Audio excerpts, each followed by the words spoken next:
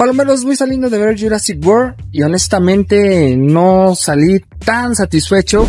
La película sí cumple, tiene increíbles efectos visuales, la banda sonora cumple también, es bastante palomera, tiene tonos bastante cómicos que funcionan en la película.